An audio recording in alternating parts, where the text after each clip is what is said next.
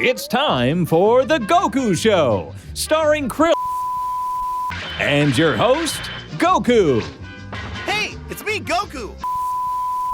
Released in 2002 for the Game Boy Advance, Dragon Ball Z: The Legacy of Goku is an action RPG that roughly adapts the first third or so of the Dragon Ball Z story. Developed by the US-based Webfoot Technologies and published by Infogrames, the game follows Goku's adventures on Earth, Otherworld, and Namek, and tells a highly truncated version of the events leading up to and including Goku's climactic battle with Freiza. Despite mixed to negative reviews, The Legacy of Goku was followed up with two sequels, titled Dragon Ball Z: Legacy of Goku II and Boo's Fury respectively. I actually remember playing The Legacy of Goku a lot as a kid, as well as its sequels, and actually have pretty fond memories of playing Dragon Ball Z games in general when I was growing up. Dragon Ball Z was my favorite show growing up, and while that has a lot to do with the quality of the show itself, as well as how shoved down our throats anime in general was back in the early 2000s, I kinda like to think that some of that also has to do with the quality of Dragon Ball Z games from the era. I mean, you really had your picking of alright Dragon Ball games to work through, such as the fantastic Budokai games on home consoles, the first two Supersonic Warrior games on handhelds, and even stuff like Dragon Ball Advanced Adventure on the GBA, which I'm seriously overdue to do a full playthrough of. Now I know what you're all thinking. I'm fascinating and a complete individual because I'm a guy in his mid-20s that still likes Dragon Ball. And believe me when I say that I'm a total hit at parties and other human ceremonial rituals. In fact, I'm so popular at those shindigs that I quite literally drive people crazy. Anyway, I've always found it kind of interesting how most of the good Dragon Ball Z games from my childhood were one-on-one fighters. It's not that I have anything against one-on-one fighters, and I totally see how they're compatible with the world of Dragon Ball Z. I guess I always just kinda believed that the world was also ripe for a good Dragon Ball Z RPG or two. That's not to say that I expect something of the caliber of a Chrono Trigger or a Dragon Quest game, though. I just find it odd that we've never gotten that many attempts at games that would actually allow us to explore the playful and wildly diverse world of Dragon Ball, which is where the Legacy of Goku games come in. The Legacy of Goku may not have got the best reviews back in the day, but it was the first Dragon Ball Z game that myself and many other longtime fans of the anime ever played, so it's always held a special place in my heart. I actually remember watching the commercial for this game one summer as a kid and thinking to myself, man, I think I can beat Freiza. And wouldn't you know it, I did. Repeatedly, in fact. But does it hold up? Because while The Legacy of Goku means something to me and did well enough to warrant two fairly well-remembered sequels, that doesn't necessarily mean it's a good game. On top of that, there have been a literal boatload of other Dragon Ball Z games over the years that have retold the same story, as well as covered more of the series at the same time. So not only will The Legacy of Goku need to hold up in terms of its gameplay, it'll also need to hold up in terms of how it compares to the competition.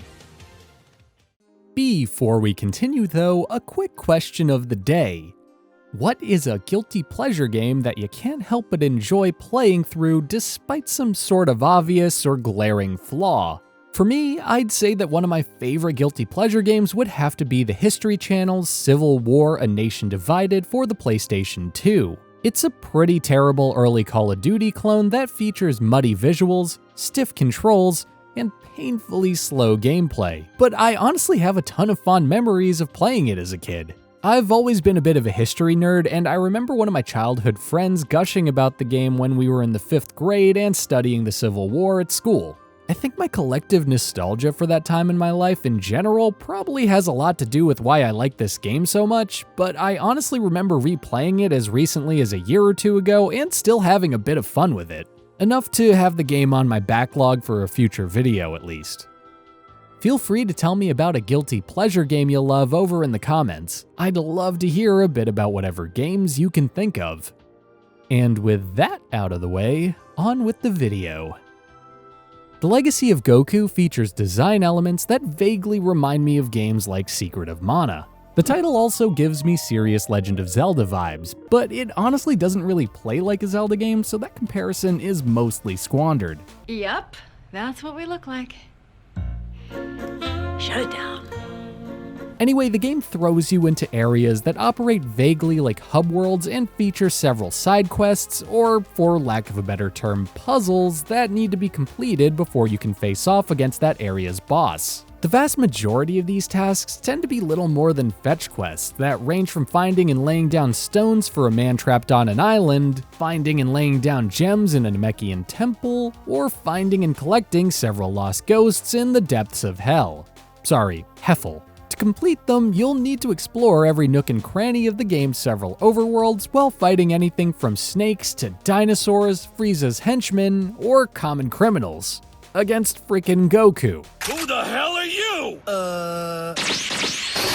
How'd he do that? Completing these tasks nets Goku some experience to help him level up, and once you've completed an area's provincial busywork and squared up against that level's respective boss, you'll automatically be taken to the next area to rinse and repeat that cycle. It's a fairly simple and watered-down RPG formula through and through, but while I commend the game on keeping things relatively straightforward and easy to pick up, I do feel that this simple structure actually does more to hurt the game than anything. Because the game is ostensibly broken down into levels and lacks any sort of way to manually traverse from one location to another, the experience feels extremely siloed and linear. The inability to, for example, take Goku back to Master Roshi's house after you've completed the opening of the game creates a weird sort of tunnel vision where you're constantly encouraged to progress through the story as opposed to getting to stop and enjoy the ambience of Dragon Ball's world. And this is a massive missed opportunity, as a huge part of why a non-fighting Dragon Ball Z game would be fun in the first place probably should have been the freedom of getting to explore all of your favorite locations from the show. It kind of feels like getting to play with a set of action figures, but only being allowed to kinda closely follow their source material. WandaVision, it feels like WandaVision. Instead, we're shepherded through a really truncated version of the first 100 or so episodes of the anime, and we get few opportunities to stop and catch our breath. And while you can technically stray off the beaten path within each of the game's available areas, the areas themselves never really bother to flesh many of themselves out unless they're used to directly progress the game itself. Again, kinda like WandaVision. It all just makes the game feel hollow and less like a labor of love for fans of the series and more like a generic action game, which is a total waste of the license. Despite the fact that it does follow the plot of the show's Saiyan and Freiza arcs, it hardly tries to do more than quickly spout off a SparkNotes version of the story with little regard for pacing or tone. It's bad. Like, really bad. For example, when you complete your fight with Goku's brother Raditz, Goku dies and is sent to Otherworld to begin training until he can be revived with the Dragon Balls. In the show, it's a pretty well told and dramatic moment. But in the game, you literally just die, and then the game cuts to Otherworld while cheery music plays.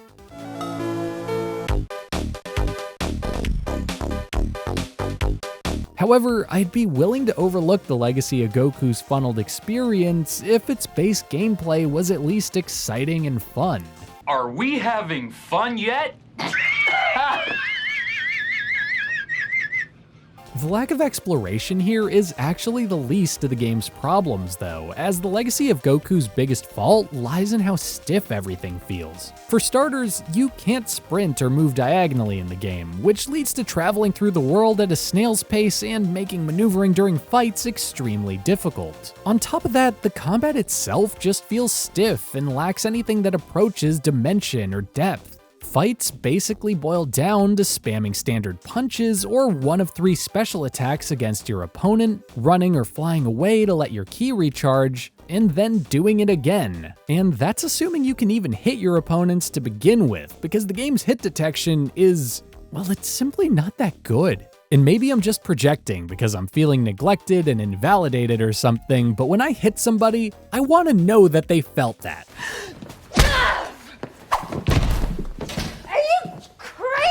Yes! But the effects of the unreliable hit detection go well beyond feeding my unchecked neuroses. It also means that the game is building a sizable chunk of its experience around something that's fundamentally broken. Add to that the fact that even if the hit detection were better, the game's combat and the AI's simplicity would still ultimately lead to a relatively shallow and buggy game. For example, you can actually trigger an invincibility state in the game by abusing Goku's ability to fly. Whenever you're airborne, enemies refrain from attacking you unless they're charging up a ki blast, and if that ki blast manages to hit you after it's been fired, the game will continue to think that you're still flying even though you've been knocked to the ground. What this means is that you'll then be able to walk up to your enemy and literally beat them to death while they stand there and take it. And if you feel bad about exploiting this bug in order to cheese the game, it's such an obvious and easy to find issue that should have been spotted when this game was in QA that I'd hardly call it unfair.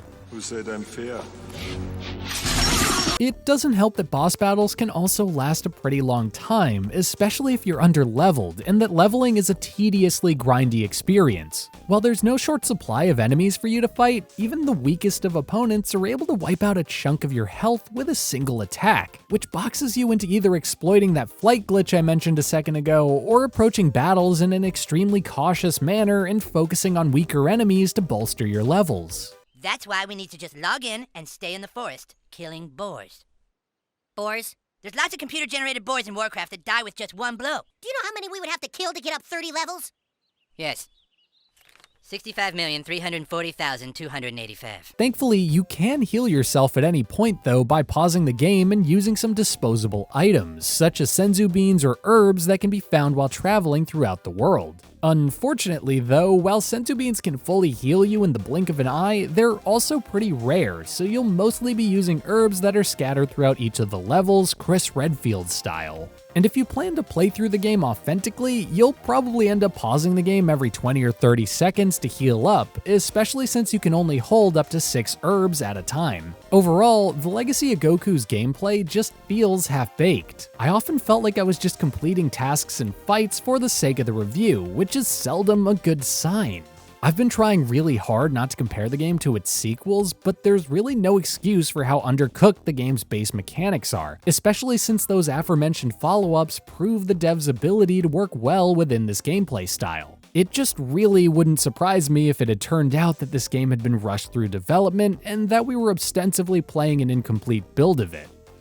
Thankfully, things fare a bit better for the game visually. While generally lacking in animation, the game's sprites are mostly quite well drawn and representative of its source material. It may be nitpicky of me, but I do have to admit though that the game's character portraits for dialogue are pretty lacking due to being tiny and devoid of many details. While this is likely due to trying to fit this game on a normal GBA cartridge, it just doesn't sit right with me due to how its sequels were vastly longer and more complex games and managed to fit in some absolutely gorgeous pixel art portraits. However, that really isn't the biggest deal to me, and like I've already said, the Legacy of Goku actually looks pretty good, with the single exception to that being the game's use of stills from the anime. For starters, it just looks cheap and comes across as a little lazy. I mean, using footage from something to cut corners? Who would do something so heinous and trite?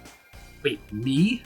The images themselves honestly look pretty terrible, all things considered, due to the amount of compression needed to fit these images on a GBA. The colors look kinda washed out, and it doesn't really do anything to add to the experience. I would have much preferred some scripted sequences that take place in the game itself and feature a few unique sprite animations. It looks especially bad once you start seeing stills from the show get used for some of the background elements in the game itself too. This is all a bit of a shame and disappointed me quite a bit, as I've always loved Akira Toriyama's art style. Plus, what with Akira Toriyama providing designs for Dragon Quest and Chrono Trigger, you know, two of the most beloved RPG properties of all time, it's not like there wasn't already a precedent for bringing his designs to life in a video game. I will give kudos to the game for its opening animation though, as it features full video from the series that may be extremely pixelated, but is also really impressive given the hardware.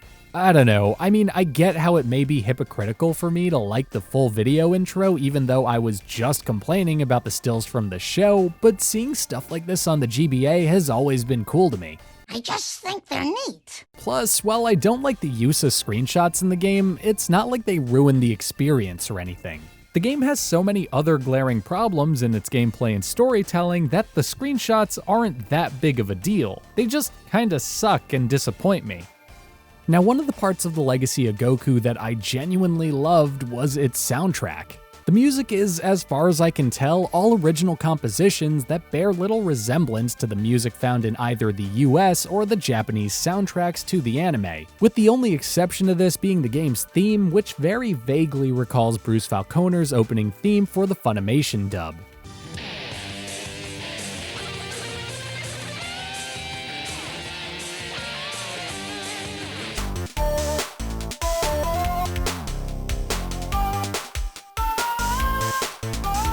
One of my favorite tracks is the extremely somber song Devastated Planet, which plays when Goku lands on planet Namek.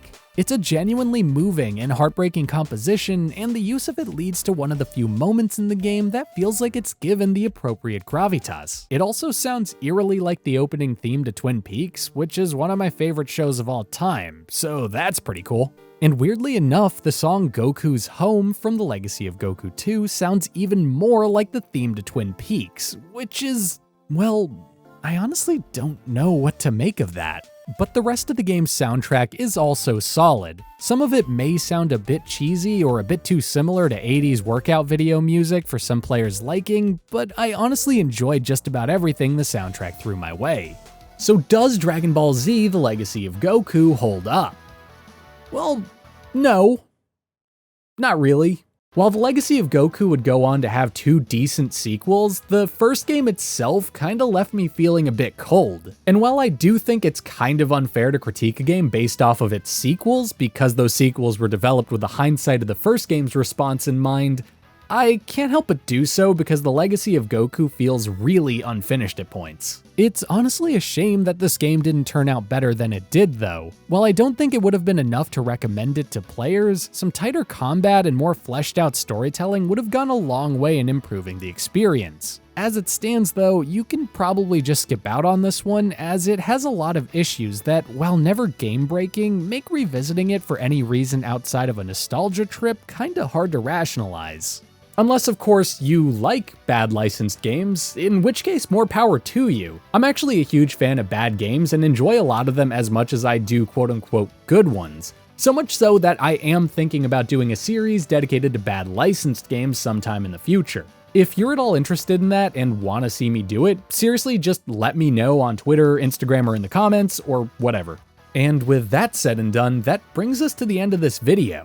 Feel free to leave an answer to the question of the day over in the comments if you haven't already. And if you have a recommendation for a game you'd like to see me review in the future, please just feel free to throw that in the comments or hit me up on social media with it as well. You can follow me on Twitter or Instagram by following the link down in the description or by searching for NichePlays on those respective sites. Anyway, I hope you enjoyed this video, and that if you decide to play The Legacy of Goku for any reason, that you have a good time doing so. It may not be the best game of all time or anything, but it isn't that bad. It was just really disappointing. So yeah, bye.